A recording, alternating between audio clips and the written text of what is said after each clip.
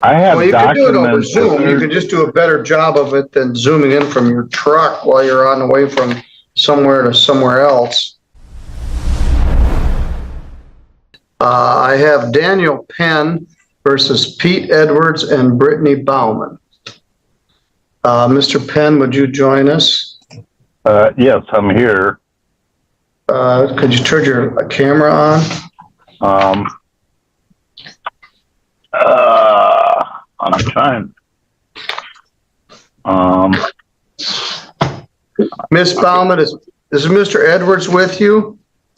He is. 2 defendants, 1 landlord, and a $12,000 bill that's mostly just labeled other. Welcome to a Zoom courtroom where frozen pipes, warm chickens, and missing paperwork collide. But wait until you hear the judge's reaction. That'll work. Yeah, I'm here. I'm just trying to figure out how to, if you can't see me, I'm not sure. You did have it on earlier. Yeah. All right, the title of this case is Daniel Penn versus Pete Edwards and Brittany Bowman. We had a judgment that entered in March, and the defendants vacated the property. We left open the issue of money damages, and the plaintiff has filed a complaint for supplemental money damages. A lot, $12,807 is what he's asking for.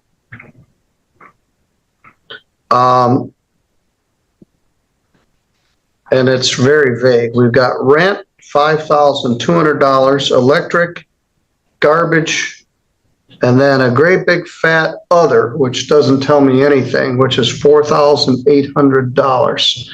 So, Mr. Penn, I wish you could turn your camera on so I could see you. Yeah, I'm trying to figure out how to do that. I see on the upper hand says Dan's iPhone, but I'm trying to, wait a second. I think I see. Okay, I figured it out. Can you see me now?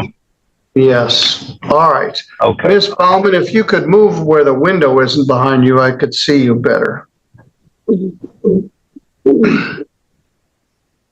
That's much better. All right.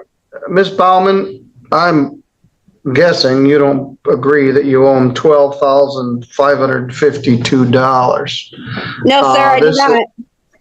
All right, this isn't a very good supplemental complaint. I can't really tell what's what. But let's start out with the rent.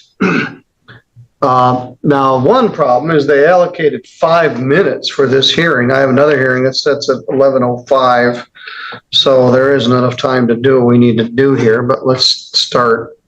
Mr. Penn, you contend that rent is $5,200. How did you come up with that figure? Well, it was, they ran my electric bill up to about $900, which I can absorb a couple hundred of that per month, and they was in arrears. All right, well, let's stop for a minute. You're sitting in your truck. You don't have any paper in front of you. You're suing these people for $12,000, and you have the burden of proof. So how did you come up with this, the charge of $5,200 for rent? Well, the thing of it, I have that, but it's on my phone, and I can't access that at the same time I'm doing this. There was,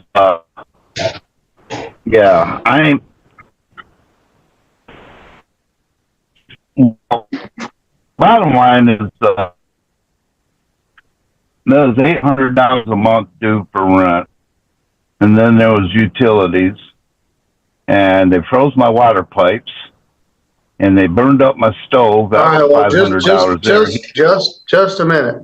Would you both all please raise your right hand?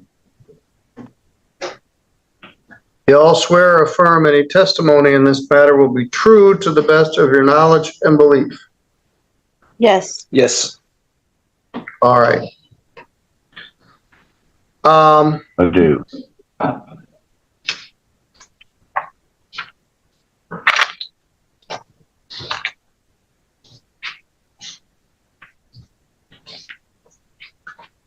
Miss Bowman, how much do you believe the rent arrearage was?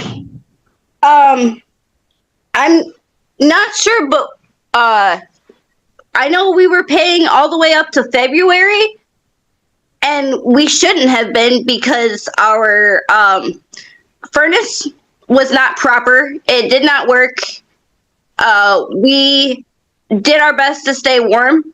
I don't know where he's coming up with all of the electric because we froze. We did not use electric heaters. I know there was an electric heater in the garage, and there was electric heaters to keep the chickens warm. And I know the water was working just fine at the end of the day we left it. Yeah, I mean, the only reason it wasn't working is because the water wasn't working is because he shut it off. And the water pipes were leaking. I was the one doing the constant maintenance on any repairs to that apartment in the first place. Along with all the numerous pounds of rodent feces we cleaned up for them too that had been accumulated for who knows how long, you know. And we have all pictures and evidence of that. We sent it to a legal aid lawyer. Right here, Bowman is setting up a habitability defense, claiming poor heat and rodent problems. If true, it could mean rent abatement. But whose evidence will actually hold up when this goes live in court? No, the first month we moved in was 2 years ago. 2 years ago, and I paid him the first month's rent, which was $800, which is all I could afford at the time, because that's all I made was $800. So I was paying him $800. That was my entire check. All right, well, slow down. Now, Mr. Penn, you're the plaintiff, and you're woefully ill-prepared to pursue a $12,000 lawsuit. You don't have a pencil in your hand. You don't have a scrap of paper. You don't have any documents.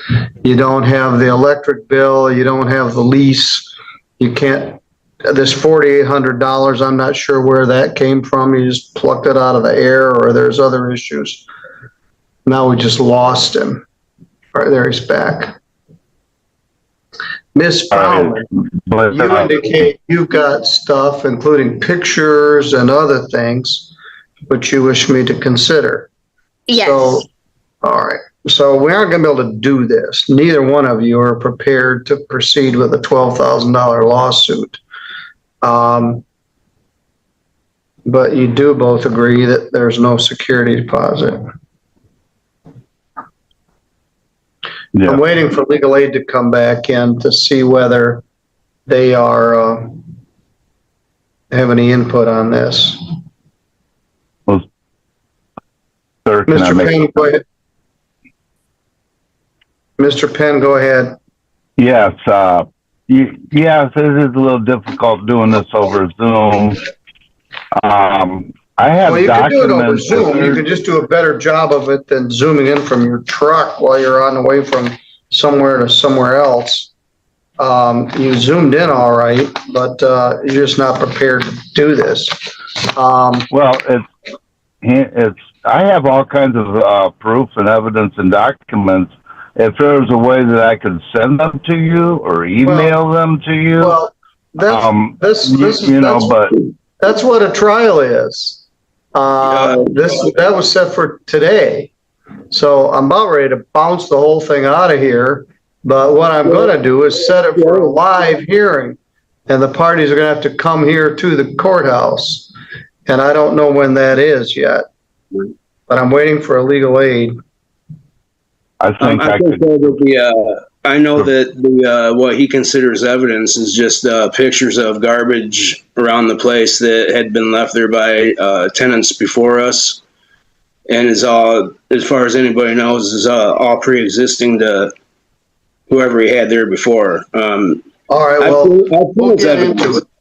There's a lot. First thing we haven't even decided is how much is the rent?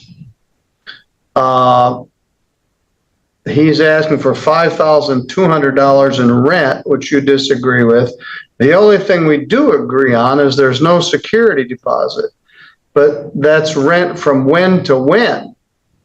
I don't understand. Sir,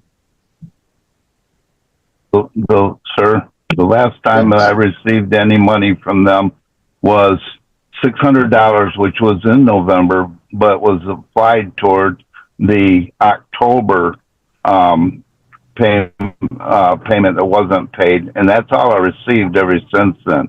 So $800, yeah, they still owe $200 at that point just for the rent, and you know, they drug their heels, did not move until they was forcefully removed. All right, well, that may all be true. Right here, Bowman is setting up a habitability defense, claiming poor heat and rodent problems. If true, it could mean rent abatement. But whose evidence will actually hold up when this goes live in court? Is. So we're going to have to start with how much is rent? How much was it per month? When was it last paid? Which months are we talking about? November, December, February, March, April? Have to figure that number out. Then we're going to have to see the electric bills and see if they total of $1,845.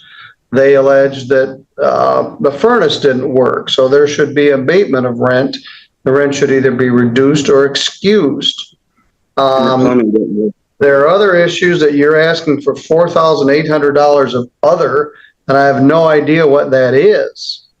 Now, Miss Bauman indicated they had spoken to you. This is Daniel Penn versus Pete Edwards and Brittany Bowman. They had some contact with legal aid. What can you tell me about that one? I can tell you that Elaine was kind enough to send us the supplemental complaint. I think on Monday. I'm losing a little track of my days this week. And I had some serious concerns about it. I couldn't evaluate or advise Ms. Bowman without seeing that supplemental complaint, or so until I saw it, I should say. I had some serious concerns about it. I don't believe that this property was up to code in the first place or an authorized rental, so I'm not sure that the plaintiff's entitled to anything.